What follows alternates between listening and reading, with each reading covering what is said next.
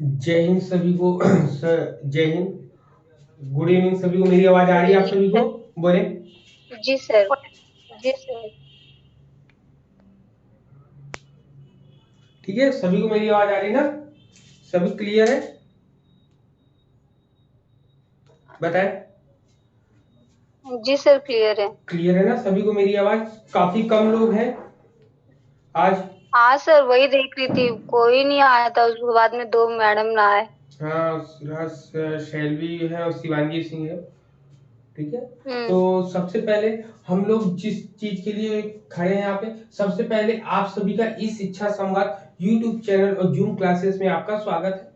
हम लोग तैयारी कर रहे हैं सब्जेक्ट एजुकेशन से, जिसमें हम लोग NTA, UGC net, JRF, assistant professor, PGT, जितनी भी एजुकेशन सब्जेक्ट से रिलेटेड जो भी मैटर है आपको सबका सब यहाँ पर मिलता है।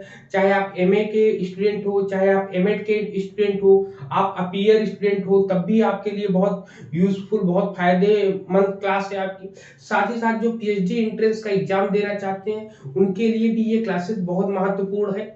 ठीक है। तो सभी दृष्टियों से अगर देखा जाए कि एजुकेशन सब्जेक्ट जहां जहां पर आता है, या तो जो लोग बीएड करते हैं, बीएड में भी एजुकेशन के बहुत ढेर सारे पार्ट है। सुपर टेट में भी हम लोग देखेंगे इसके बहुत ढेर सारे पार्ट्स मिलते हैं।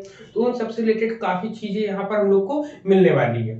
ठीक है। तो सबसे पहले हम लोगों ने नेट के अकॉर्डिंग, इसके नेट के अकॉर्डिंग हम लोगों ने यूनिट फर्स्ट जो है, यूनिट फर्स्ट हम लोग डिस्कस कर रहे हैं। यूनिट फर्स्ट के सेक्शन ए में हम लोगों ने डिस्कस किया है। सेक्शन ए में हम्म। हम लोगों ने क्या क्या डिस्कस कर लिया, जितना भी इंडियन फिलोसफी थी, इंडियन फिलोसफी से रिलेटेड हम लोगों ने सबकी सब चीजें डिस्कस कर ली है।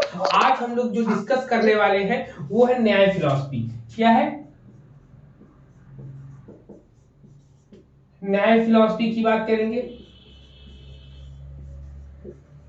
ठीक, न्याय फिलोसफी की बात करेंगे हम लोग, न्याय दर्शन के बारे में बात करेंगे। न्याय दर्शन को पढ़ने से पहले, समझने से पहले हम लोग एक वार्म अप क्लास करते हैं, जो कि आज मैंने टेस्ट रखा था। टेस्ट के लिए बहुत कम लोग हैं, इसलिए आज टेस्ट नहीं लेंगे। जिस दिन सभी लोग जी कंप्लीट सर। होंगे उसी दिन हम टेस्ट ले लेंगे बिना बताए हम। ठीक है, क्योंकि टेस्ट जी के सर। नाम पे जो है बहुत से लोगों की कोई प्रॉब्लम बन जाती है। तो अब ऐसा करेंगे कि क्लास जिस दिन लेंगे क्लास के दौरान ही एक टेस्ट हम ले लेंगे यहाँ पे। ठीक है। जी आज हम लोग जो डिस्कस करने वाले हैं न्याय दर्शन से डिस्कस करेंगे, लेकिन जो लोग हैं वार्म अप क्लास जानते हैं, वार्म अप क्लास हम लोगों की होगी, तो उसमें भी हम लोग प्रीवियस ये क्लासेस में जो चीजें हम लोगों ने पढ़ी थी उससे रिलेटेड हम लोग बातें करेंगे। लेकिन उससे पहले जी आप सर। लोगों के साथ जो हम लोग क्वेश्चन सॉल्व कर रहे हैं, डेली 25-25 क्वेश्चन का एक सेट बनाकर हम लोग सॉल्व करें ना, हाँ सर। तो उसमें जो लोग भी पेड बैचेस के स्टूडेंट हैं वो लोग जरूर उसमें शामिल हो। क्यों? क्योंकि पूरा का पूरा हाँ मैटर आपको मैं पढ़ाता हूँ, समझाता हूँ। और अगर आप लोग ही उसमें शामिल नहीं होगे तो मेरे पढ़ाने का, बताने का यहाँ पे मैटर कोई मतलब नहीं करेगा ना। हाँ तो सर। जी सर। जी सर। क्योंकि क्वेश्चन को और फेस नहीं करेंगे। मान लो हमने सब चीजें सिखा तो दी, अर्जुन है, अर्जुन को द्रोणाचार्य ने सब कुछ सिखा तो दी, लेकिन सिखाने के बाद जब उसको जहां पर प्रयोग करना है, प्रयोग करते समय अर्जुन ना नहीं आते, तो क्या वो प्रयोग करना सीख पाते क्या वो सब चीजें? तो उसी प्रकार आप लोग भी, आप लोग को सब चीज तो सिखा रहे हैं, सिखा रहे साथ साथ जब क्वेश्चन में अप्लाई कैसे करना है वो चीजें नहीं सीखोगे तो भविष्य में भी आपकी समस्याएं बनी रहेंगी और आपसे क्वेश्चन नहीं सॉल्व हो पाएंगे। ठीक है। अगर आप मेरे साथ जी सॉल्व सर। नहीं करोगे, या आप कुछ लोग कहते हैं कि रिकॉर्डेड देखेंगे, रिकॉर्डेड में भी आपको उससे उससे related जो भी कंसेप्ट आपको क्लियर नहीं होगा तो वो कैसे मुझसे पूछोगे? 2 दिन 4 दिन हो जाएगा, फिर आप जो है भूल जाओगे ना। तो क्लास में रहोगे, और आज जिन लोगों ने क्लासेस ज्वाइन करी थी, जो भी डाउट्स हो क्वेश्चन से रिलेटेड आप मुझसे पूछ सकते हैं। यहाँ पर सबसे पहले आप लोग अपने डाउट्स पूछिए, फिर उसके बाद हम आपसे क्वेश्चन करते हैं। पूछे, किसी कोई डाउट पूछा। है? क्वेश्चन जो हमने आज कराए हैं, और आज और कल परसों 3 सेट कराए हैं, तीन के तीनों सेटों में। नहीं सर, आप तो उसी समय डाउट क्लियर कर दे रहे थे। हाँ हाँ, वो तो है, लेकिन फिर भी कोई लिखा हो अपनी कॉपी में पेन से, तो वो भी पूछ सकते हैं। ठीक है। शैलवी है, शिवांगी सिंह है, मनोरमा सिंह है। कोई डाउट नहीं है, हम पूछे फिर। नहीं, ठीक है। सर मैं तो आज की और कल वाली तो मैं देख ही नहीं पाई सर। आज अब मैं बैठी हुई बस अपना क्लास के बाद फिर वो दोनों वीडियो भी देखनी है क्वेश्चंस वाली। हाँ, क्वेश्चन पेपर परसों तो मैंने प्रॉपर किया था उसको। हाँ, पेपर जरूर सॉल्व किया हुआ चेक आउट किया करें, क्योंकि उसमें कुछ नई चीजें जरूर बताते हैं। जैसे कन्फ्यूशियस के बारे में बताया था। कन्फ्यूशियस कौन थे? तो जिस समय बौद्ध दर्शन का बहुत ज्यादा प्रभाव था चीन में, उसी समय एक दार्शनिक थे कन्फ्यूशियस। वो भी जो है उनकी एक खास कहानी हम लोगों को पढ़ने को मिलती है, शायद कुछ लोगों ने पढ़ रखी होगी, कि जिसके घर में कोई भी बालक या बालिका का जन्मदिन होता था तो कन्फ्यूशियस वहां जाते थे, डमरू बजाते थे, डमरू बजाने के बाद वहां पर बैठकर रोने लगते थे। तो बहुत से लोग उनसे पूछते थे कि आप क्यों रोते हैं, तो वो बताते थे कि जिसका आप जन्मदिन मना रहे हो, इतने खुशियां मना रहे हो, दरअसल वास्तविकता में उसके जीवन का एक दिन मतलब घट गया है, एक साल। तो इसलिए वो डमरू बजाकर वहां रोने लगते थे और विलाप करते थे। तो ये सब चीजें वहां पर कन्फ्यूशियस से रिलेटेड कहानी थी, जो हम लोग को जानना चाहिए। ठीक, जो कि नाम आया था, किसी ने नहीं पूछा कि कन्फ्यूशियस कौन है, लेकिन मैंने कहा कि नहीं, उसको बताना चाहिए। क्योंकि जब ये बौद्ध दर्शन जब हम पढ़ रहे थे, तो बौद्ध दर्शन में कन्फ्यूशियस की कहानी मुझे पढ़ने को मिली थी, तो मुझे याद है वो कहानी। ठीक, और जितने भी क्वेश्चन है, क्वेश्चन को सॉल्व करने का एक ही तरीका है कि हम लोगों को कहानियां याद हो। अब जैसे मैंने अब क्वेश्चन दिया था उसमें प्रतीत समुत्पात, तो प्रतीत समुत्पात में क्लासेस जो लोगों ने करी थी, उसमें मैंने न जाने ढेर सारों एग्जाम्पल दिए थे। तो माइंड से वो हटना ही नहीं चाहिए कि वो सांख्य दर्शन से था। विवर्तवाद की बात करेंगे तो विवर्तवाद आपका किस में जाएगा? वेदांत में जाएगा। ऐसे वेदांत में जाएगा। जब न्याय में, जब जैन में जाते हैं, तो जैन में हमको स्याद्वाद पढ़ने को मिलता है। ठीक है, वही अनेकात्मवाद हम लोग को पढ़ने को मिलता है। अनेकात्मवाद जो है जैन दर्शन का तत्वमीमांसा मेटाफिजिक्स कहलाती है। जब वो मेटाफिजिक्स ही जो है किसमें जाती है आपकी? स्याद्वाद में। तो वो एपिस्टेमोलॉजी कहलाती है। ऐसे थोड़े बहुत क्वेश्चन हम लोगों में आएंगे। जी सर। ठीक है, तो ये सब चीजें रहती है हम लोगों के माइंड में। इन सब चीजों को माइंड में कंसेप्ट क्लियर करते हुए जैन फिलॉसफी जब लोगों ने पढ़ी थी, जैन फिलॉसफी में हम लोग एक परोक्ष ज्ञान पढ़ा था और एक अपरोक्ष ज्ञान पढ़ा था, जो कि जिसमें आप बताएंगे कि परोक्ष ज्ञान में बताइए। शिवानगी सिंह जी, आपने पढ़ा, प्रीवियस क्लासेस देखी है? शिवानगी सिंह बोले। Hello sir. हाँ बताए, प्रीवियस क्लास आपने देखी हेलो। है? हाँ, जैन दर्शन की प्रीवियस क्लास आपने देखी है? नहीं सर, अभी नहीं देखा हमने। चलिए कोई नहीं। परोक्ष। हाँ, मनोरमा सिंह जी, आपने देखा है प्रीवियस क्लास? हाँ हाँ हाँ सर, वो मैंने जो मेरी 2 क्लास छूट रही थी मैंने वो पूरी कर ली थी कौन सर। कौन आएगा? सर प्रत्यक्ष ज्ञान में तो अवधि ज्ञान, मने प्राय ज्ञान और कैवल्य ज्ञान आएगा। और परोक्ष में मति ज्ञान और श्रुति। मैंने परोक्ष और अपरोक्ष का लिया है। तो अब बताइए, परोक्ष और अपरोक्ष में कौन आएगा? किसको हम प्रत्यक्ष कहेंगे, परोक्ष को कि अपरोक्ष को? परोक्ष या अपरोक्ष? हाँ हाँ, परोक्ष और अपरोक्ष मैंने दो शब्द यूज करे ना, किसको प्रत्यक्ष कहेंगे? सर अपरोक्ष प्रत्यक्ष होगा। अच्छा, क्या बात है। नहीं, परोक्ष को ही हम प्रत्यक्ष बोलते हैं। परोक्ष मतलब जो सामने दिखाई दे रहा हो, जो हमें प्रमाण के रूप में दिखाई दे, उसको हम परोक्ष बोलते हैं। अब परोक्ष में कौन कौन आते हैं बताइए आप? अभी तो तीन ही बताया था। मति, श्रुति, अवधि, मति मन, और प्रयाय। केवल परोक्ष में आएंगे। अपरोक्ष में आपके क्या आएंगे?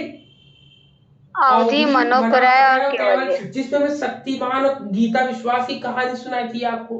अगर वो कहानी याद होगी तो डायरेक्ट आपके माइंड में आ जाएगा कि वो अवधि, मना, पर्याय और केवल, ये तीनों जो अतीन्द्रिय ज्ञान, सिक्स सेंसेस से काम करती, छठी इंद्रियों से काम करती, जो कि आपके एग्जाम में क्वेश्चन आया हुआ है। अगर ऐसे छोटी छोटी कहानियां हम लोग याद रखें, शक्तिमान, गीता विश्वास वाली, तो उसमें जैन दर्शन में अपरोक्ष में हम लोग टिक करके आ जाएंगे, जिसमें सिक्स सेंसेस का हम यूज करते हैं। ठीक, टेलीपैथी के यूज से हम, जिससे हम बात करते हैं, तो ऐसी चीजें हम लोगों को याद रहेंगी। ठीक है, चलिए अब हम लोग डिस्कस करते हैं सबसे पहले न्याय फिलॉसफी की। न्याय दर्शन से रिलेटेड क्या चीजें हम लोगों के पास रहेंगी। ठीक है, न्याय दर्शन से रिलेटेड हम लोग चीजों को डिस्कस करेंगे। सबसे पहले अब न्याय दर्शन को डिस्कस करने से पहले हम लोग इससे पहले इसकी भूमिका को पढ़ते हैं ना, सभी लोग इसकी भूमिका को पढ़ते हैं नहीं पढ़ते हम लोग। तो न्याय दर्शन को सबसे पहले इसके फाउंडर कौन कहलाएंगे बताइए?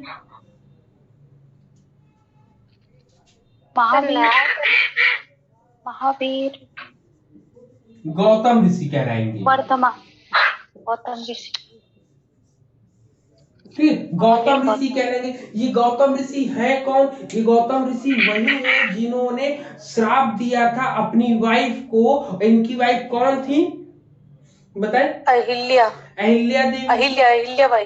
अहिल्या देवी थी। ठीक है, अहिल्या देवी थी, जिसमें जो है भगवान राम ने उन पर अपना चरण स्पर्श किए थे, तब जाके लगाया था, फिर से प्रकट हुई थी।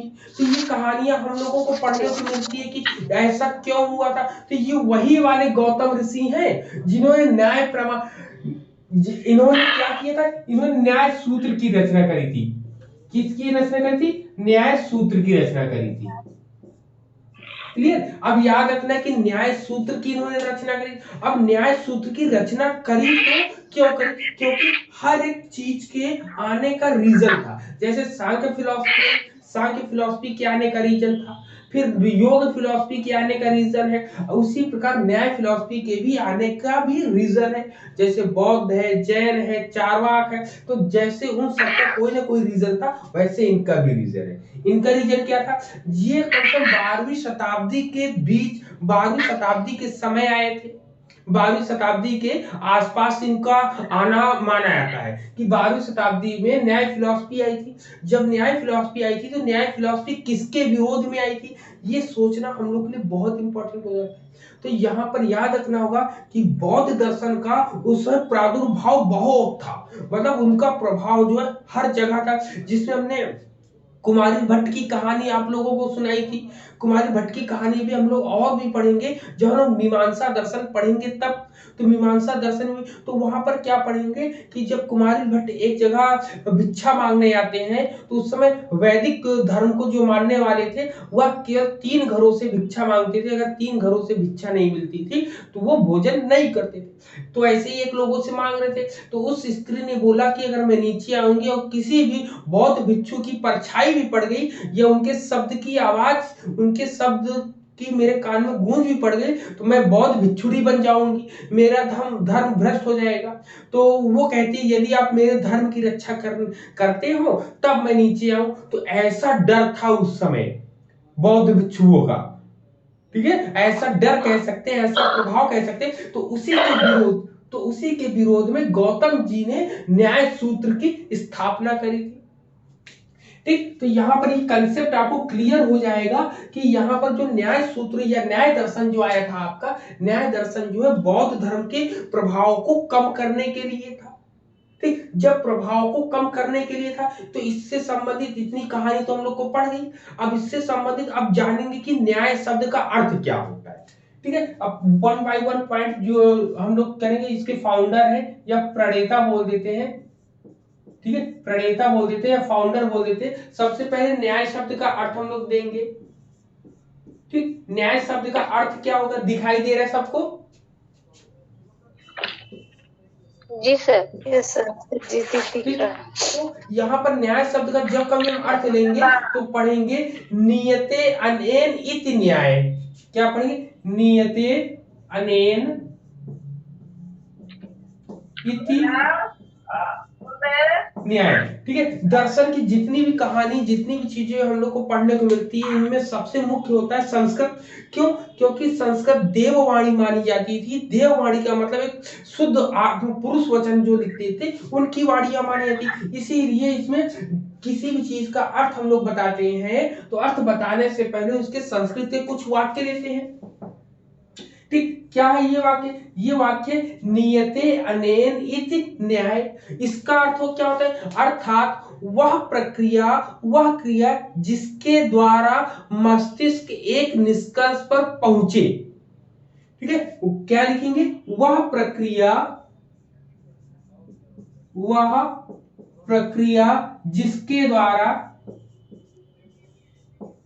जिसके द्वारा मस्तिष्क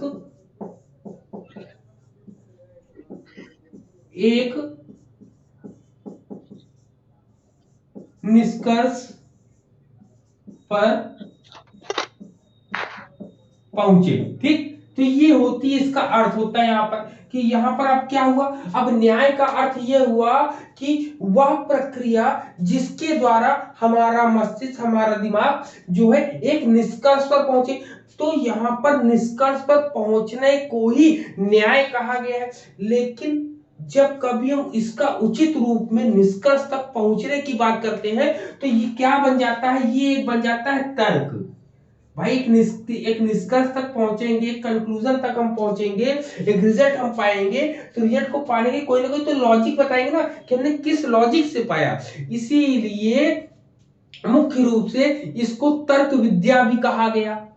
ठीक है, इसीलिए इसको तर्क विद्या का प्रतिपादन करने वाला भी कहा गया। क्वेश्चन आपके में आ जाएगा कि तर्क विद्या का प्रतिपादन करने वाला दर्शन कौन सा कहलाता है। यहीं से एक हर एक लाइन में हर एक क्वेश्चन बनता है। तो यहाँ पे आएगा कि तर्क विद्या का प्रतिपादन करने वाला दर्शन कौन सा है, तो इसको आप क्या कहेंगे, न्याय दर्शन। ठीक है, तो ये न्याय फिलॉसफी कहेंगे कि तर्क विद्या के द्वारा जो दर्शन अपनी बातों को बताता हो, इसीलिए इसको तर्क शास्त्र कहा गया। इसीलिए इसको क्या कहे, लॉजिक कहा गया। तर्क शास्त्र क्या कहा गया, लॉजिक।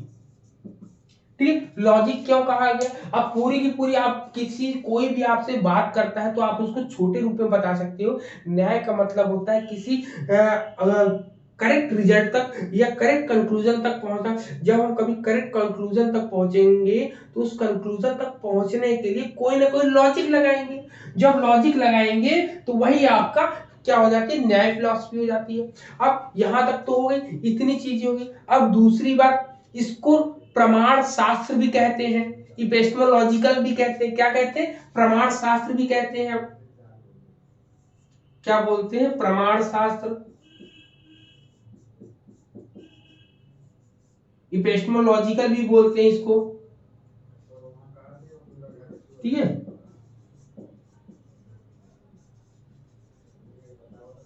इपिस्टेमोलॉजिकल भी बोलते हैं। अब इपिस्टेमोलॉजिकल क्यों बोलते हैं ये भी जान लो। इसमें इपिस्टेमोलॉजिकल इसलिए बोलते हैं क्योंकि इसमें प्रमाणों द्वारा किसी भी विषय की समीक्षा करी जाती है। ठीक है, क्या कराता है, किसी भी क्रिटिकल मतलब किसी भी विषय की समीक्षा करी जाती है ना, कि क्या चीज सही है, क्या चीज सही नहीं है, क्या इनके प्रूफ कहीं से मिल रहे हैं कि नहीं मिल रहे हैं। तो इसलिए इसमें इसको क्या कहा गया है, प्रमाण शास्त्र कहा गया। क्यों कहा गया, क्योंकि इसमें जितने भी प्रमाण दिए जाते हैं, कोई भी ज्ञान, कोई भी नॉलेज होता है, तो उस नॉलेज को प्रमाण, उस नॉलेज को ऐसे नहीं मानते जब तक उस पर कोई ना कोई प्रमाण ना दिया जाए। तो प्रमाणों की वजह से ही जो है इसको प्रमाण शास्त्र कहा गया। किसी भी ज्ञान को हम ऐसे ही नहीं मान लेंगे, उसके पीछे जो भी लॉजिक लगेगा उस लॉजिक को जो जानते हैं, इसीलिए इसको प्रमाण शास्त्र भी बोलते हैं। इसी तरह इसका एक नाम और मिलता है, इसको बोलते हैं हेतुवाद, हेतु विद्या। हेतु विद्या मतलब कोई कारण से विद्या मिल रही, हेतु विद्या। इसी को अन्वीक्षिका विद्या भी बोलते हैं। ठीक है, याद रखिए, अन्वीक्षिका विद्या,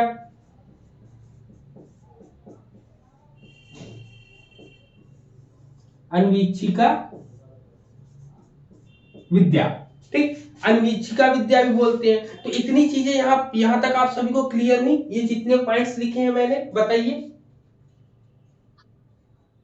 सर। अन्वीक्षिका को थोड़ा और डिस्क्राइब कर दीजिए। क्या हेतु तो आप हम लोग फर्स्ट पेपर में पढ़ते हैं कि कारण है, लेकिन ये पहली बार सुने शब्द। हाँ, अन्वीक्षिका सबका मतलब एक ही है।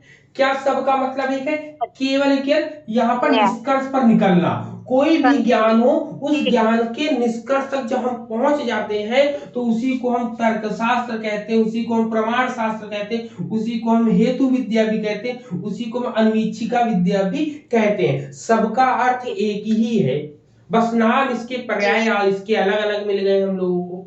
ठीक है, अन्वीक्षिका या अन्वीक्षिका होता है। आन्वीक्षिका, इतनी चीजें। लेकिन अब इसका, अब यहाँ पर जो हम देखेंगे तो इसमें अनेक चीजों की जब हम पढ़ेंगे, लेकिन इसका मतलब ये नहीं कि न्याय दर्शन जो है मतलब तत्वों पर चिंतन नहीं करता, मतलब मेटाफिजिक्स पर ये किसी भी विचार को देता नहीं, बिल्कुल गलत बात है। यहाँ पर आपको दो चीजें मिलेंगी, एक तो आपको तत्व मीमांसा मेटाफिजिक्स पे बात करते हैं लोग मिलेंगे, और दूसरा जो है एपिस्टेमोलॉजिकल चीजों पर बात करते हुए मिलेंगे। उन दोनों की कहानी में भी जानेंगे।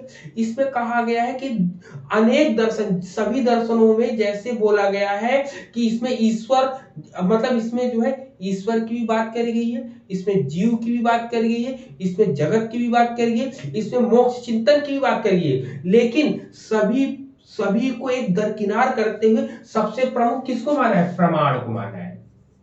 इन्होंने कहा कि कोई भी बात करेंगे हम तो हम बिना प्रूफ या बिना प्रमाण के हम बात करेंगे ही नहीं।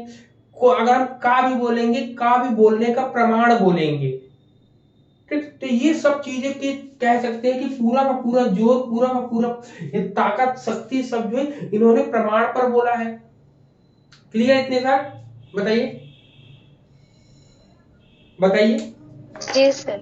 अब इसको और इसको विस्तार से थोड़ा सा और समझते हैं तो हमने याज्ञवल्क्य को मैत्री ऋषि वाली कहानी सुनाई थी ना, तो याज्ञवल्क्य ने भी जब इसे वेद, मतलब याज्ञवल्क्य ने जब इसे वेद के 4 अंगों में से एक कहे हैं, मतलब याज्ञवल्क्य ने भी न्याय प्रमाण को या न्याय दर्शन को जो है, जो इनके 4 वेदांग थे, 4 वेद कौन से थे?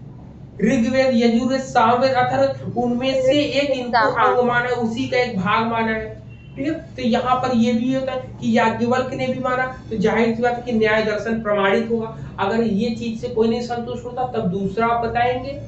दूसरा क्या बताएंगे? दूसरा बताएंगे इसी प्रकार वात्स्यायन ने भी जब इसे समस्त विद्याओं का प्रकाशक कहा था, वात्स्यायन ने क्या कहा था कि समस्त विद्याओं का प्रशासक, क्या? प्रकाशक, समस्त। ये असिस्टेंट प्रोफेसर जो लोग तैयारी कर रहे हैं या फिर फर्स्ट पेपर में जो लोग पढ़ना चाहते हैं, सब्जेक्ट में तो नहीं है, सिलेबस में नहीं है, लेकिन फर्स्ट पेपर में है, और असिस्टेंट प्रोफेसर की जो लोग तैयारी कर रहे हैं उनके लिए बहुत इंपॉर्टेंट ये क्लासें हैं, ठीक है। तो यहाँ पर तो समस्त विद्याओं को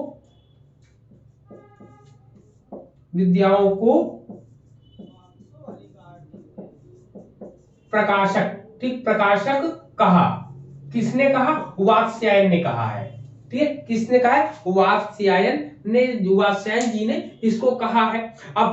अब यहां से यही प्रमाण सिद्ध होता है कि सब लोगों ने अलग अलग चीजें कही तो, लेकिन ये प्रकाशक कहने का कहीं ना कहीं इन्होंने प्रमाण दिया है, तो प्रमाण के बिना कोई बात नहीं करता है। तो अब यहाँ बात आती है, अब हम ये इसमें ये देखेंगे कि जब इतनी चीजें हम देख रहे हैं तो इसमें 2 चीजें आपको मिलेंगी, एक प्राचीन न्याय मिलेगा, एक नव्य न्यायिक प्रमाण, मतलब एक न्यू मिलेगा और एक ओल्ड मिलेगा आपका, ठीक है। एक न्यू मिलेगा और एक ओल्ड मिलेगा। अब दोनों के बारे में हम लोग जानेंगे कि इसका प्रारंभ कैसे हुआ, और इसके प्रवर्तक के बारे में भी हम लोग जानेंगे। चलो यहीं पर जान लेते हैं, प्रवर्तक और प्रारंभ, ठीक। इन 2 पॉइंट्स पर भी हम डिस्कस कर लेंगे। चलिए, क्योंकि देखिए जो लोग कहेंगे कि इंग्लिश में भी बताएं, इंग्लिश में जितनी चीजें मुझे मिलेंगी जरूर बताएंगे, लेकिन इंडियन फिलॉसफी को पढ़ने के लिए आपको हिंदी माध्यम से ज्यादा बेहतर चीजें आपको नहीं समझ में आ सकती ना। जितना हम लोग हिंदी में ज्यादा बेहतर तरीके से डिस्कस कर लेंगे उतना हम मुझे इतना की और चीजें हम लोग को बता पाएंगे। तो सबसे पहले अब देखते हैं इसमें अंतर क्या था। अब इसके अंदर जो हम लोग बात करेंगे, तर्क विद्या जो है मुख्य रूप से देखा जाए तो प्राचीन काल से ही चली आ रही है। कहां पर? मुख्य रूप से भारत में ही इनकी हम बात करेंगे।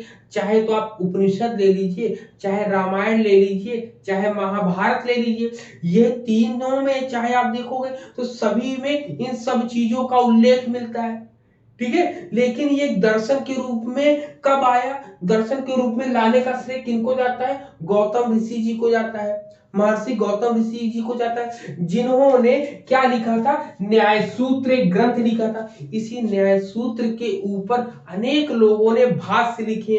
क्या लिखे? भाष्य लिखे, टीकाएं लिखे, जिसको हिंदी में बोलते ट्रांसलेट करके लिखा है, ठीक है, ट्रांसलेट करके किसी ने अपने शब्दों में उसको पढ़कर अपने शब्दों में लिखा, ऐसे ही मिलते हैं यहाँ पर। क्लियर है यहाँ पर इतनी चीजें।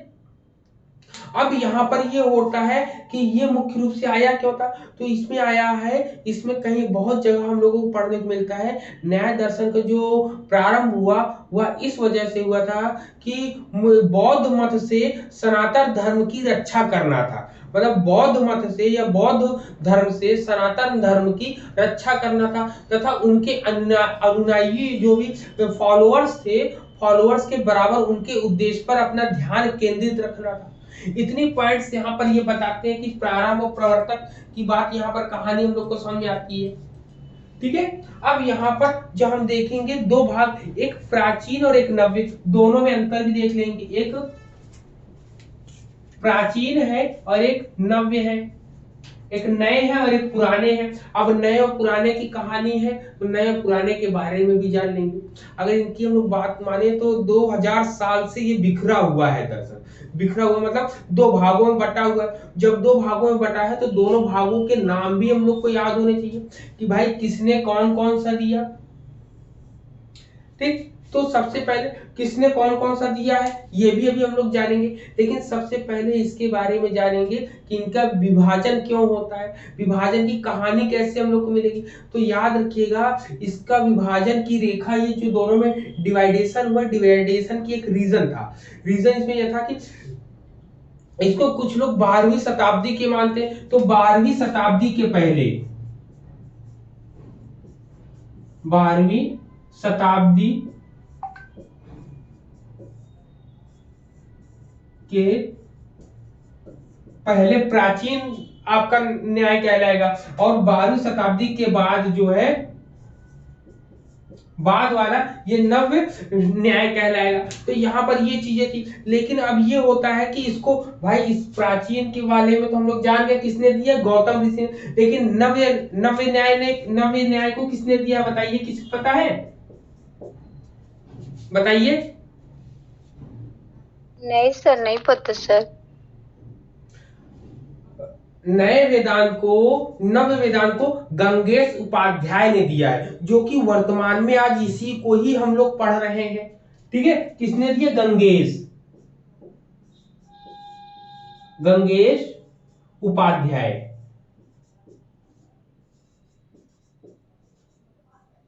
ठीक, गंगेश उपाध्याय, कहीं कहीं गणेश उपाध्याय भी पढ़ने को मिलता है हम लोगों को।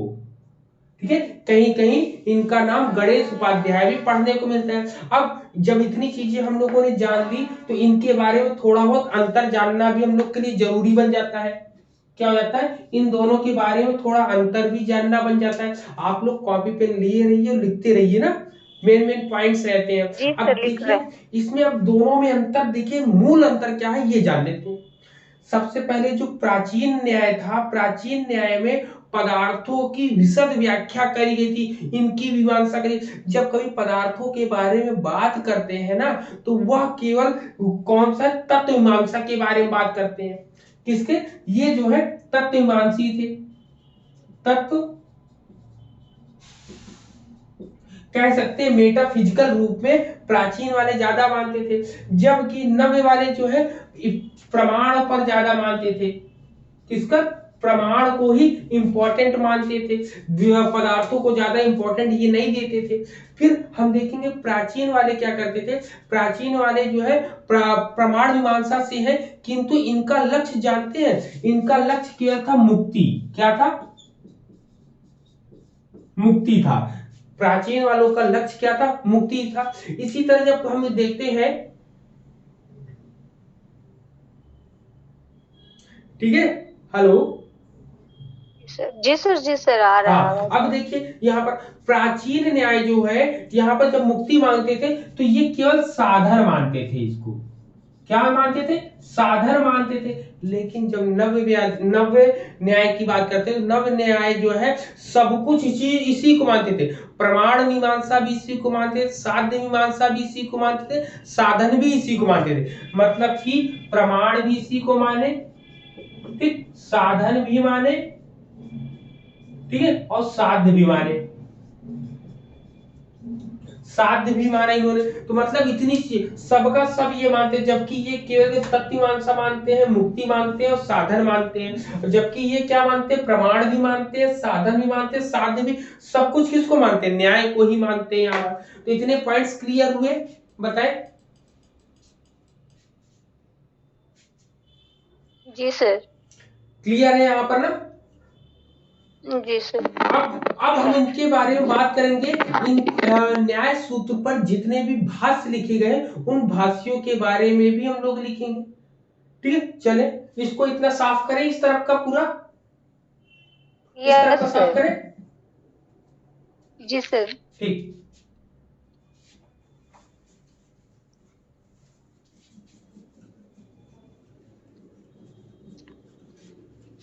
एग्जाम में जब ऐसे ही क्वेश्चन आते हैं तो सब लोग बोलते हैं out of syllabus, out of syllabus. Syllabus के बाहर कुछ भी नहीं जाता है, बस ये कि हम लोगों ने पढ़ा ही नहीं है ना। हम लोगों ने उस सिलेबस के अकॉर्डिंग हम लोगों ने पढ़ा तो, लेकिन इतने अंदर की चीजें वो पूछ रहा है कि जितना हम लोगों ने पढ़ा ही नहीं है, पढ़ने को हम लोग को कहीं मिलता ही नहीं है। ठीक है, तो यहाँ पर इतनी चीजें हम देखेंगे। अब इसके अंतर अब देखना है कि गंगेश उपाध्याय की रचना कौन सी थी। भाई गौतम जी की तो न्याय सूत्र थी, तो गंगेश जी ने ऐसी कौन सी रचना करी थी, कौन सी चीजें लिख दी जो उनको ज्यादा महत्व दिया गया। तो गंगेश उपाध्याय सबसे पहले गौतम जी की लिखेंगे। गौतम ऋषि जी का है क्या, न्याय सूत्र। न्याय सूत्र। ठीक है, फिर इसके बाद आए गंगेश उपाध्याय। इन्होंने क्या लिखा था, किताबों के नाम जरूर आते हैं असिस्टेंट प्रोफेसर के एग्जाम में। तत्व चिंतामणि, क्या नाम है इनका, तत्व चिंतामणि। तत्व, ठीक है, क्या है आपका, तत्व चिंतामणि।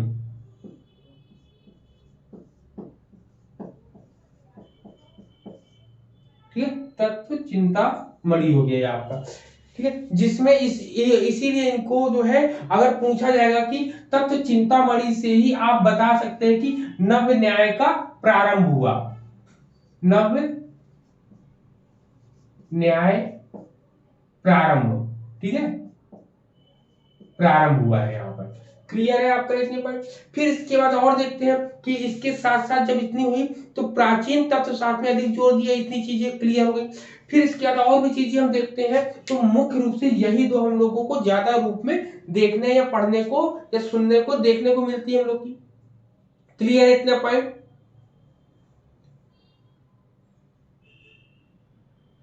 सर हेलो, क्लियर है ये पॉइंट? हाँ सर, क्लियर है। ठीक ठीक ठीक। कुछ किताबों के नाम और देखना चाह रहे हैं, कुछ किताबों के नाम हमने और भी लिख रखे हैं, शायद वहां से कुछ काम बन जाए।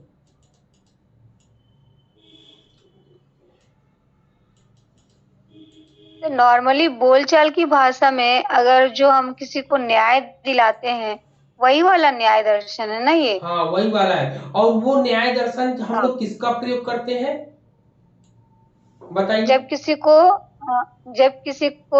मान लो सपोज दैट उसको हम किसी मतलब वो गलत उसमें जा रहा है और हम जानते हैं कि वो गलत नहीं है, तो उसको सही साबित करने के लिए कुछ एविडेंस देते हैं और उस एविडेंस पे वो उसको सही न्याय मिल जाता है। ये वही वाला ना? हाँ ये वही वाला है। ओके। ठीक, तो यहाँ पर ये हुआ। लेकिन अब यहाँ पर जो प्राचीन वाला था, हम प्राचीन वाले को यूज कम करते हैं, हम नए वाले नव्य न्याय को ज्यादा यूज करते हैं।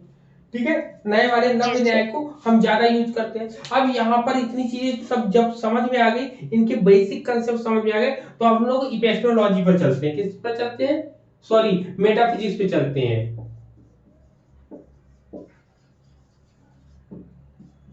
ठीक है, मेटाफिजिक्स पे हम लोग इनकी बात करेंगे। ठीक है, ज्ञान इसमें तत्व मीमांसा पर बात करेंगे। ठीक है, तत्व मीमांसा पे जब हम लोग बात करेंगे तो तत्व मीमांसा में देखिए इन्होंने क्या बात करी है। तत्व मीमांसा में मैंने पहले ही बताया था कि हम लोग आत्मा परमात्मा इन सब चीजों के बारे में बात करेंगे। तो न्याय दर्शन की जब कभी हम बात करते हैं, न्याय दर्शन की तत्व मीमांसा में इसमें कुल मिला के प्रमेय मानी गई है। क्या माने गए हैं, 12 प्रमेय मानी गई है। 12 प्रमेय में देखो ये लिखेंगे 12 प्रमेय मानी गई है। ठीक है, 12 प्रमेय में कौन कौन है ये भी जान लो। 12 प्रमेय में बताओ कौन कौन सा होगा, किसी को पता है बताओ। हेलो हेलो, वॉइस आ रही मेरी? जी सर। हाँ, 12 प्रमेय इन्होंने कौन से माने हैं? तत्वमीमांसा से रिलेटेड बातें कर रहे हैं। तत्वमीमांसा में जब कभी हम लोग बात करते हैं तो टोटल इसमें 12 प्रमेय की बात कर गई है। प्रमेय के बारे में बताएंगे हम कि क्या होती है। ठीक है, इसमें कुल मिला के अगर कहा जाए कि आप इन्होंने सबसे पहले इन्होंने 12 प्रमेय की जो बात करी है, 12 प्रमेय दिख रहा है सबको? नहीं दिख रहा है ना, थोड़ा सा मोड़ ले। ठीक है, अब दिख रहा है ना? चलो, सबसे पहले इन्होंने आत्मा, सबसे पहली प्रमेय जो इन्होंने मानी है आत्मा मानी है। क्या मानी? आत्मा मानी है। दूसरे नंबर पर इन्होंने माना है, आत्मा के बाद इन्होंने मानी है वो आपका शरीर। ठीक, शरीर माना है। तीसरे पॉइंट पर इन्होंने माना, तीसरा जो प्रमेय होता है वह इंद्रिय माना है। इंद्रिय माना है। चौथा इन्होंने पदार्थ माना है। ठीक है, पदार्थ माना है। पांचवा जो इन्होंने माना है, पांचवा इन्होंने माना है अर्थ को। ठीक है, इंद्रिय हो गया, इंद्रिय अर्थ है, सॉरी अर्थ है इसमें। इंद्रिय के बाद आत्मा शरीर इंद्रिय अर्थ हो गया। आत्मा शरीर इंद्रिय अर्थ हो गया। अर्थ के बाद आपका आएगा बुद्धि। बुद्धि आएगी। बुद्धि के बाद इन्होंने मन बताया है। ठीक है, मन बताया। फिर इसके बाद 7 8 9 10 11 12। ठीक, अब 7वें नंबर पे इन्होंने क्या माना है? मन तो हो गया। मन के बाद इन्होंने प्रवृत्ति मानी है। ठीक, प्रवृत्ति मानी इन्होंने, प्रवृत्ति। फिर 8वें नंबर पर इन्होंने माना है दोष। ठीक, दोष माना। दोष क्या? प्रेत्य भाव माना है। प्रेत्य भाव माना है। फिर प्रेत्य भाव के बाद इन्होंने फल माना है। फल माना है। फल के बाद इन्होंने दुख माने हैं आपके। दुख माने। दुख के बाद इन्होंने वो अपवर्ग माना है।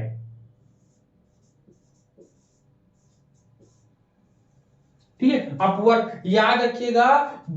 दर्शन में या भारतीय दर्शन में अपवर्ग को ही मोक्ष बोला गया है। ठीक है, अपवर्ग को ही मोक्ष बोला गया है। यहां पर क्लियर है। यहां पर सबसे पहले आत्मा है, फिर शरीर है, इंद्रिय है, अर्थ है, बुद्धि है, मन है, मन का प्रवृत्ति है, दोष है, प्रेत्य भाव है, फल है, दुख है और अपवर्ग है जिसको मोक्ष बोलते हैं। क्लियर? बोलिए। ये सबसे पहले क्या लिखा हुआ है? आत्मा। मेटाफिजिक्स में सबसे पहले 12 प्रमेय की बात करते हैं। इन 12 प्रमेयों में सबसे इंपॉर्टेंट जो है आत्मा। आत्मा के ही बारे में उन्होंने सबसे ज्यादा बातें बताई है कि आत्मा के बारे में, क्योंकि आत्मा से ही कहानी सब शुरू होती है। इन्होंने बताया है आत्मा के बारे में, आत्मा का स्वरूप बताते हुए बताया कि न्याय दर्शन में आत्मा को चैतन्य स्वरूप नहीं मानते हैं, जैसा कि सांख्य और वेदांत में इसको माना है। ठीक है, मतलब कि न्याय वालों ने फिर इसको माना क्या है? तो न्याय के अनुसार हम कह सकते हैं यह निर्गुण और निष्क्रिय है। क्या है ये? यह निर्गुण और निष्क्रिय है। ठीक है, अब यहां पे लिख सकते हैं न्याय के अनुसार यह निर्गुण और निष्क्रिय है।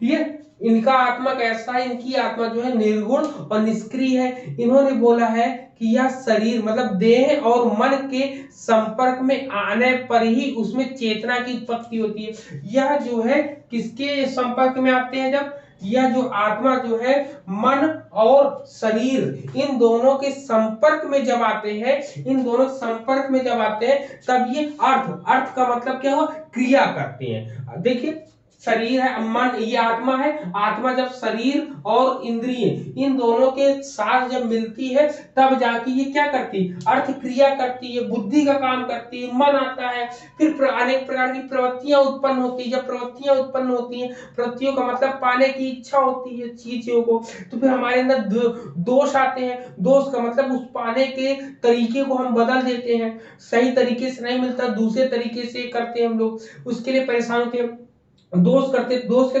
प्रेत भाव का मतलब होता है, जब दोष होता है तो उस प्रेत भाव का मतलब होता है उन चीजों में हम धीरे धीरे फंसते जाते हैं। फंसने के बाद जब मान लो हम अच्छे तरीके से कर रहे हैं तो हमें फल भी अच्छा मिलेगा, बुरे तरीके से कर रहे हैं तो फल भी हमें बुरा मिलेगा। अच्छा और बुरा जो मिलेगा उसमें दुख आएगा, दुख के बाद हमें मोक्ष की प्राप्ति होगी हमें। तो इतनी बातें यहाँ पर इन्होंने अपने बारे में बताई, लेकिन और भी इन्होंने आत्मा के बारे में बहुत सी चीजें बातें करी हैं जो हम इसमें डिस्कस करेंगे आप लोगों से। यहाँ तक बताइए, क्लियर है यहाँ सब इतनी पॉइंट? जी सर। ठीक है, अब यहाँ पे देखिए कुछ चीजें इंपॉर्टेंट है जो बताना बहुत जरूरी। न्याय शास्त्र के अनुसार इन्होंने मतलब कहा जाए कि न्याय वालों ने आत्मा को सत स्वरूप मानते हैं, और इन्होंने माना कि जैसे कि सांख्य एवं वेदांत दार्शनिक भी मानते हैं। इन्होंने बोला है कि आत्मा की सत्ता हमेशा बनी रहती है।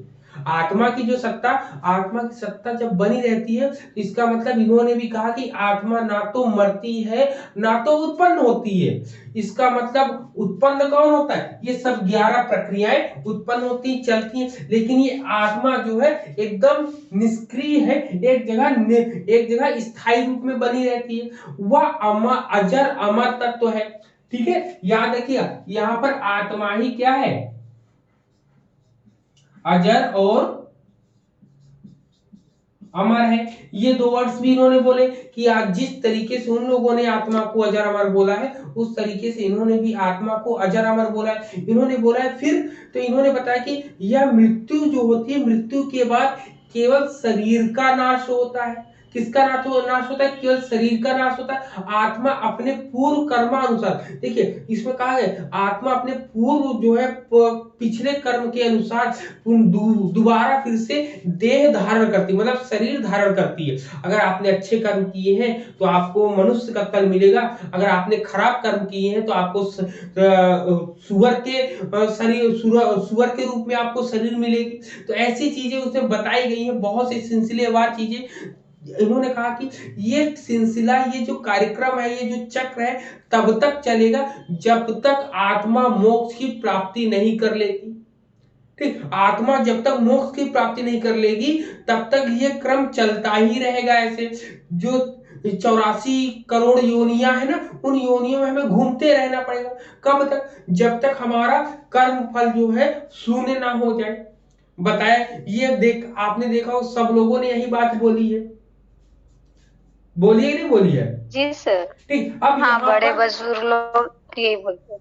हाँ, अब देखिए जिसको अजर अमर बोला गया है उसके गुण भी बताए। मतलब गौतम ऋषि ने अपने न्याय सूत्र में आत्मा के 6 गुण बताए हैं। क्या बताए? आत्मा के 6 गुण। ठीक, अब आत्मा के 6 गुण कौन कौन से लिख लेते हैं हम लोग। पहले गुण में पहला आपकी आ गई इच्छा, ब्लिस जिसको बोलते हैं। ठीक, पहले इच्छा आ गई। दूसरा आ गया आपका द्वेष, जो हेट करते हैं ना, घृणा करते हैं, द्वेष आ गया दूसरा। फिर तीसरा इन्होंने बताया प्रयत्न। क्या बताया है? प्रयत्न बताया। चौथा इन्होंने क्या बताया? चौथा इन्होंने सुख बताया है। जब पांचवें की बात करेंगे तो पांचवा आपका दुख बताया है। फिर छठवें में आपका ज्ञान आता है। ठीक है, तो इतनी चीजें बताई हैं आपकी। क्लियर? अब देखिए इसमें क्या मिला। अब ये क्या चीजें बताते हैं इच्छा में।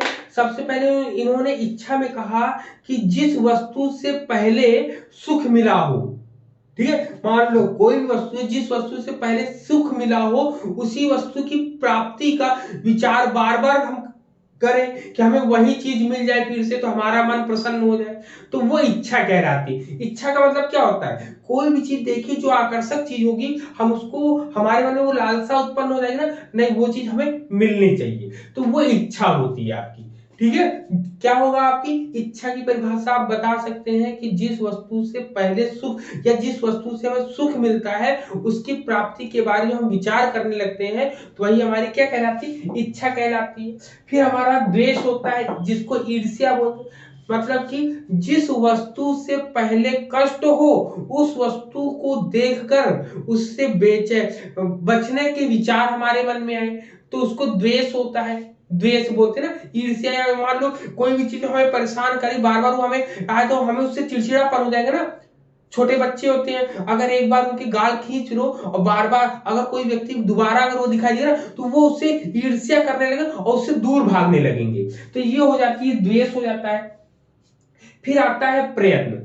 प्रयत्न क्या होता है, ठीक, प्रयत्न का मतलब होता है दुख के कारणों को दूर करने के लिए, सुख के कारणों को प्राप्त करने वाले कार्य को, मतलब दुख जो है हम लोग की दुख तकलीफ जो दिन रात हम लोग पढ़ रहे हैं, प्रयास कर रहे हैं, तो ये सब झेल रहे हैं, तो ये किस लिए झेल रहे हैं, क्योंकि हमें सुख की प्राप्ति हो, नौकरी मिल जाए या अच्छा ज्ञान प्राप्त हो जाए, ताकि हम लोग लाइफ को अच्छे तरीके से सरवाइव कर सके, अच्छे तरीके से जी सके। तो दुख पहले झेलेंगे, दुख के रीजन को हम लोग इरेज करेंगे, तब हम लोग को हैप्पीनेस मिलेगी यहाँ पर। तो ये प्रयत्न होता है। प्रयत्न किस लिए होता है, दुख से सुख की ओर आने के लिए जो कार्य करते हैं उसे हम प्रयत्न कहते हैं। जब प्रयत्न किया तो हम लोग कहां पर आ गए, सुख पर आ गए। कहां पर आ गए हम लोग, सुख पर आ गए। तो सुख का मतलब क्या होगा, जो शरीर को कष्ट ना दे, आराम दे, वह सुख है हमारा। ठीक है, तो फिर जब सुख की कंडीशन ये हो गई, तो बात यह आती दुख क्या होता है, तो जिसकी प्राप्ति से शरीर को कष्ट हो वह दुख कहलाता है। क्लियर। अब बात आई, इतनी पांचों चीजें तो क्लियर हो गई होंगी, ठीक, लेकिन छठवां कौन हमको बताएगा आप सभी में से,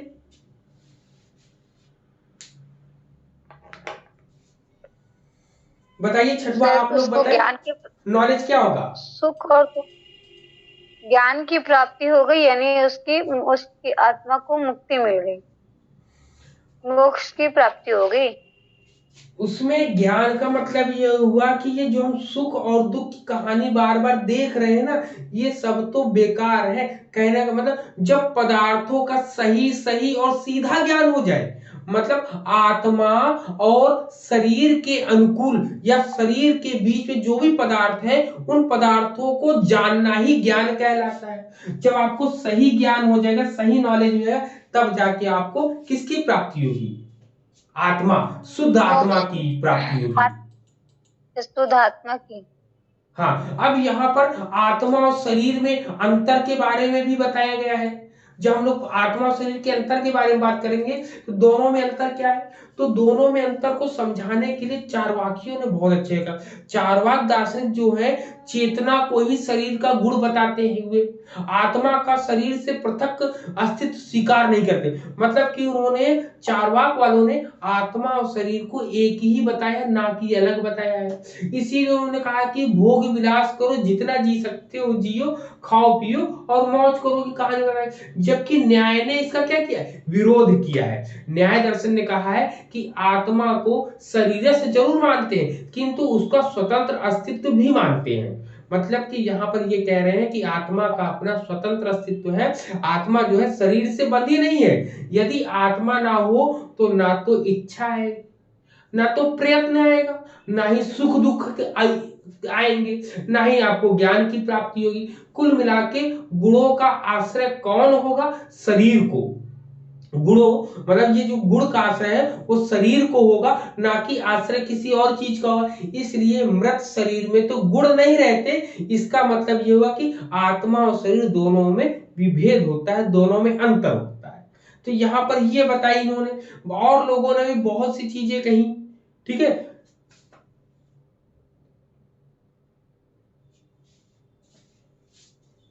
हेलो, जी सर। ठीक है, इतनी चीजें क्लियर। हाँ लेकिन सर। हाँ, लेकिन जो है न्याय वालों ने कुछ टर्मिनोलॉजी अलग से यूज करी है, जो टर्मिनोलॉजी बताना बहुत जरूरी होता है। इन्होंने आत्मा के लिए एक स्पेशल वर्ड यूज किया है। ठीक है, वो स्पेशल वर्ड किसी को पता है? ये विभू। इन्होंने स्पेशल वर्ड आत्मा के लिए बोला है विभू। ठीक, न्याय शास्त्रियों ने आत्मा को जो है विभू भी बोला है। ठीक है, आत्मा अनेक विभू है, मतलब उन्होंने बोला कि न्याय वालों ने आत्मा को अनेक बताते हैं, कह रहे हैं कि हर शरीर के साथ एक अलग आत्मा लगी होती है। यदि ऐसा नहीं होता तो सबके अनुभव एक समान होते। भाई हमारी आत्मा है, हमारे शरीर में आत्मा है, आपके शरीर में भी आत्मा है। यदि दोनों एक ही होती तो हम लोग को ज्ञान की आवश्यकता क्या होती? भाई जो ज्ञान हमारे पास है वो ज्ञान आपके पास भी होना चाहिए था, और जो ज्ञान आपके पास है वो ज्ञान मेरे पास भी होना चाहिए था। यदि कोई कहता है कि आत्मा एक है, आत्मा अलग नहीं है, तो ये उनकी बातों का खंडन करते हैं। ये कहते हैं कि आत्मा एक नहीं है, आत्मा है अनेक है। हमारी आत्मा हमारे पास, आपकी आत्मा आपके पास। तो इन्होंने बोला कि आत्माएं जो है अलग होती हैं, इसीलिए कह रहे हैं कि एक के सुख दुख सबके सुख दुख होते हैं। ऐसा तो नहीं ना, इससे सिद्ध हो जाता है कि आत्माएं अनेक हैं, हमारे सुख दुख हमारे साथ, आपके सुख दुख आपके साथ होते हैं। तो सबके सुख दुख अलग हैं और सबकी हर शरीर अलग है, तो आत्माएं कैसे एक हो सकती? आत्माएं भी अलग अलग हैं। तो इसलिए आपने अनेक फिलॉसफी, अनेक दर्शनों में आत्माओं के बारे में पढ़ा कि आत्माएं अनेक होती हैं, अनेकात्मवाद होता है, ये सब चीजें पढ़ी है। इसीलिए यहाँ पर अगर हम देखते हैं कि अद्वैत वेदांत में भी जो है आत्मा को एक मानते हैं। अद्वैत वेदांत में क्या कहा गया कि आत्मा को एक कहा गया, जबकि न्याय फिलॉसफी वाले इसका विरोध करते हैं। याद रखिएगा, वहां पर भी आत्मा को एक कहा गया। क्या कहा है? ब्रह्म सत्यम जगत मिथ्या जीवो ब्रह्म न परा, मतलब ब्रह्म और जगत दोनों एक है। ब्रह्म सत्यम जगत मिथ्या, मतलब कि ब्रह्म सत्य जगत मिथ्या है, और जीव और ब्रह्म में कोई अंतर नहीं, दोनों एक ही है। जब दोनों एक ही है तो उनकी कहानी अलग बदल गई। लेकिन यहाँ पर जब न्याय वाले बात करते हैं, न्याय वाले कहते हैं ना, वेदांत भले ये कह रहे हो लेकिन हम तो सिद्ध कर रहे हैं ना इस चीज को, हम तो कोई बिना लॉजिक की बात ही नहीं कर रहे हैं। तो यहाँ पर इन्होंने लॉजिक भी दिया। लॉजिक कैसा दिया कि शरीर, सबके शरीर अलग है, सबके सुख दुख अलग है, सबकी हर चीजें अलग है, तो आत्माएं कैसे सिद्ध हो गई? उन्होंने कहा कि अगर ज्ञान की अगर हम बात, एक एग्जांपल ले लें ज्ञान की, मान लो जो नॉलेज आपके पास है वही नॉलेज मेरे पास भी होना चाहिए जब आत्मा एक है। तो यहाँ पर सबको लगा कि नहीं सही बात बोल रहे हैं, तो ये हो गया। तो यहाँ पर न्याय वालों ने आत्मा को विभु कहा है। अब विभु का मतलब क्या होता है कि आत्मा जो है शरीर के अंग विशेष में केंद्रित नहीं, सर्वव्यापक है। आत्मा जो है शरीर के किसी एक अंग में नहीं है कि हमारे केवल गर्दन में है या हमारे मुंह में है या हमारे शरीर में है, हमारे पैर में ना, आत्मा जो है पूरे शरीर में, इसलिए विभु कहा गया इसको। ठीक है, विभु का मतलब समझे कि जो पूरे शरीर में फैला हो उसको विभु कहते हैं, अर्थात आत्मा को कहते हैं। Clear point?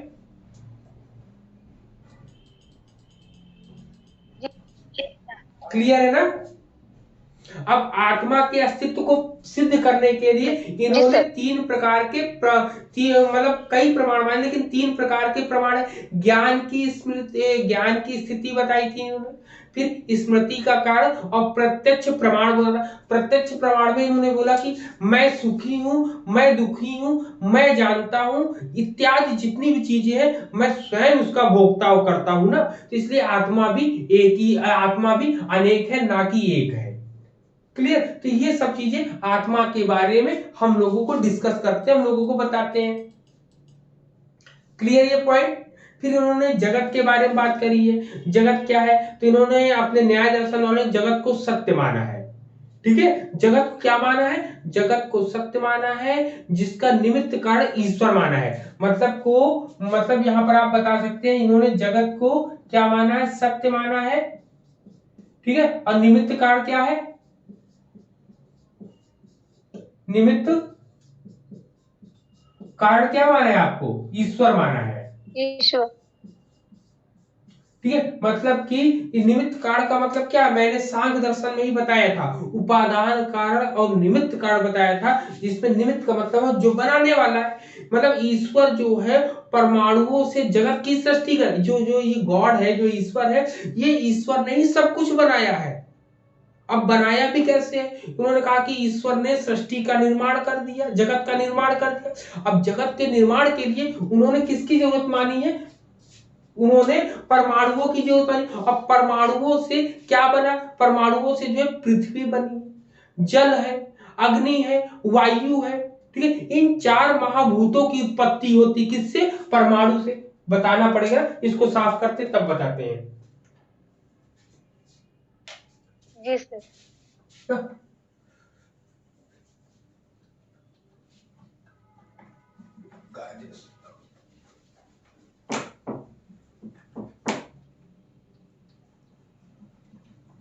ये ऐसी चीजें हैं जो जल्दी मिलती नहीं कहीं पढ़ने को, काफी समय बाद हमको भी मिली है, तो तभी हम आपको बता रहे हैं। तो यहाँ पर हम लोग जगत की बात करते हैं।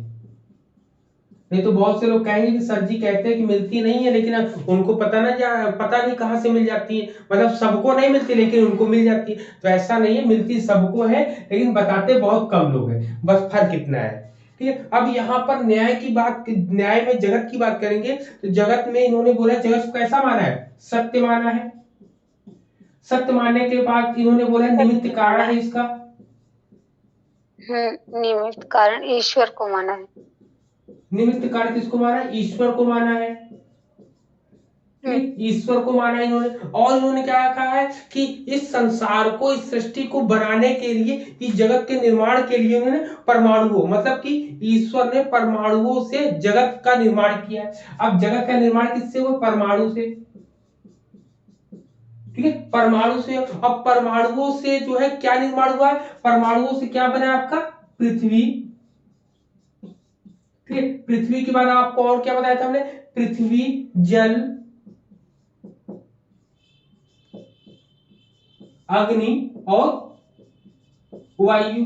इन चार, मतलब इन चार महाभूतों की उत्पत्ति होती है। किससे होती है? पृथ्वी से, परमाणु से। परमाणु से पृथ्वी, जल, अग्नि और वायु, इन चार चीजों, इन चार महाभूतों, इनको क्या बोलते हैं? चार महाभूत बोलते हैं। क्या बोलते हैं? चार महाभूत बोलते हैं। इन चार महाभूतों की उत्पत्ति होती है। ठीक है, अब यहां पर एक चीज बच जाता है। क्या बच जाता है वो आपका? बताओ।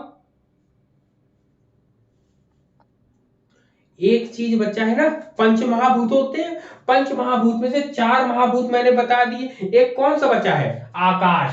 कौन बचा है? आकाश बचा है। आकाश को ये नित्य मानते हैं, अपरिवर्तनशील मानते हैं। परमाणु जो है, परमाणु से पृथ्वी, जल, अग्नि, ये सब अपने घुलते मिलते बनते रहते हैं। लेकिन आकाश को उन्होंने नित्य माना है, निर्वय माना है, बाकी स्थायी माना है। कुल मिला के शेष पदार्थ सावयव होते हैं। ईश्वर ने न केवल जगत का निर्माण किया, बल्कि इसका पालन करता, संहार करता, सब कुछ इसी को ही माना गया है। ठीक है, इन्होंने कहा है कि जगत की उत्पत्ति के पूर्व कारण में छिपा था।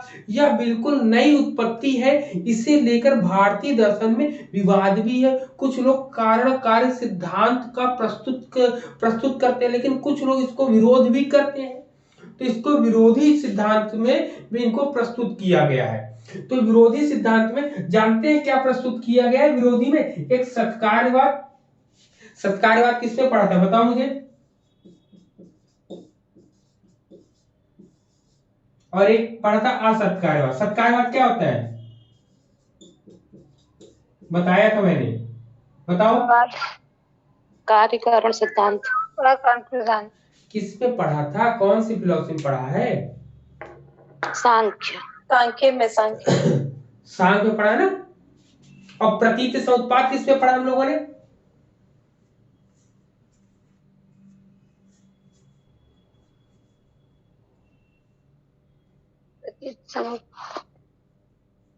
बताओ भाई।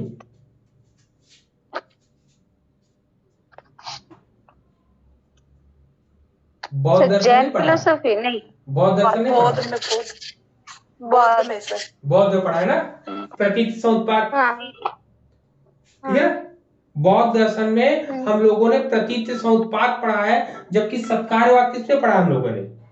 सांख्य दर्शन में। इन्होंने कहा कि सत्कार्यवाद का मतलब होता है, सत्कार्यवाद सही पढ़े ना हम लोग? हेलो जी सर, सत्कार्यवाद है ना? सत्कार्यवाद को ही जो है हम लोगों ने 2 भागों में डिवाइड किया था, तब जाके इसके बारे में हम लोगों ने पढ़ा था। निमित्त कारण और वो वाला कारण सर बताए थे ना आप? निमित्त कारण और उपादान कारण हम लोगों ने पढ़ा था ना? हाँ, आवाज आ रहा है। क्या हो गया, आवाज आ रही? जी सर, आवाज आ रही, मैं म्यूट कर दी हूँ। चलिए ठीक है, चलिए यहाँ पर ये चीजें थी। तो सत्कारवाद में क्या था कि सत्कारवाद में जैसे मैंने एक एग्जांपल दिया था कि तेल जो है, तेल की उत्पत्ति किसमें छिपी रहती है?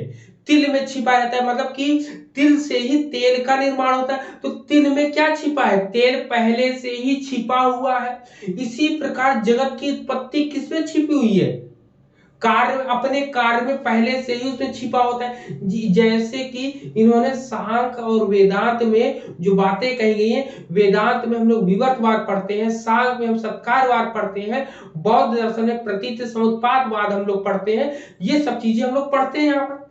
ठीक है, तो यहाँ पर इन्होंने वैसे ही माना। अब इन्होंने असत्कारवाद को भी लिया है। असत्कारवाद में जस्ट इसका उल्टा हो जाता है।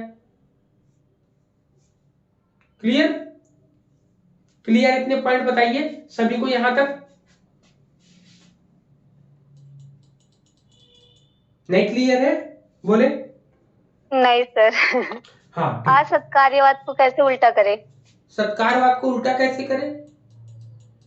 असत्कार्यवाद को, जैसे सत्य कार्यवाद को हम ये बोल रहे हैं कि कारण के पीछे, कार्य के पीछे कारण छिपा हुआ है। उसमें कह रहा है कि नहीं छिपा है, बस उन्होंने कहा कि नहीं छिपा है। इन्होंने कहा कि मान लो एक नई कृति, इन्होंने बोला कि जैसे घड़ा अथवा तेल हो, ठीक है, घड़ा अथवा तेल एक नई उत्पत्ति है, इसके अनुसार कार्य उत्पत्ति के पूर्व असत है। अर्थात ये लोग, ये असत्कारवाद वाले कहते हैं कि तिल में तेल छिपा, ये जरूरी थोड़ी है।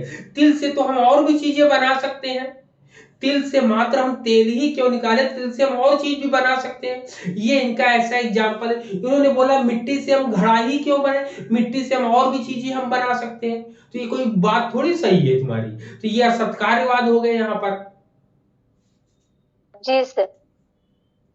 ठीक, इन्होंने कहा कि यदि कार्य पहले से कार्य में विद्यमान है तो कार्य की उत्पत्ति हेतु प्रयत्न करने की आवश्यकता क्या है। और ये कह रहे हैं कि अगर कोई भी चीज पहले से ही कारण बनी हुई, मतलब कार्य से पहले कारण बना हुआ, रीजन बना हुआ है, तो हम कार्य करने की जरूरत क्या है, क्योंकि उसकी आवश्यकता ही नहीं पड़ती, तो वो अपने आप बना हुआ, तो उसमें हम क्यों परेशान हो। इन्होंने बोला कि नया नाम भी देने की आवश्यकता नहीं। इन्होंने बोला जो तिल है, तिल को हम तेल क्यों बोल रहे, तिल को तिल ही बोलेंगे ना हम। वो तो एक उसके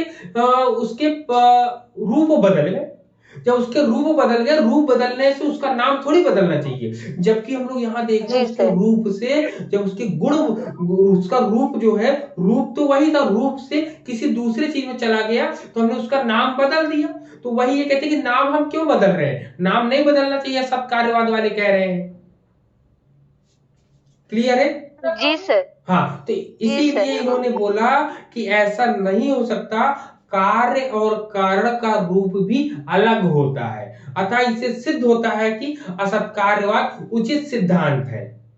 क्लियर है जी सर ना? ये पॉइंट इन्होंने रखा है असत्कार्यवाद के लिए। सत्कार्यवाद में तो उन्होंने बोला है कि भाई तिल है, तिल से जब तेल बन रहा है, तो कोई लिक्विड चीज बन रही ना, पहले ठोस चीज थी, ठीक है, ठोस चीज से लिक्विड में जब बदल रही है तो उसका नाम परिवर्तन हो गया है। ऐसे ही है भाई, बीज है, बीज से जब पेड़ बन गया तो हम उसको फल कह रहे हैं।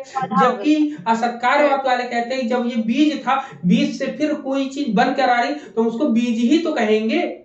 क्यों हम उसको फल नाम दें? तो ये ऐसे ही इन लोगों की कहानी चल रही है। तो यहाँ पर इतनी आत्मा संबंधी परिचर्चाएं, आज मैंने इंट्रोडक्शन दे दिया है न्याय दर्शन का, क्योंकि ये बहुत डीप में पढ़ाने वाली चीजें हैं और उसमें डीप में ही हम लोग चलेंगे अभी।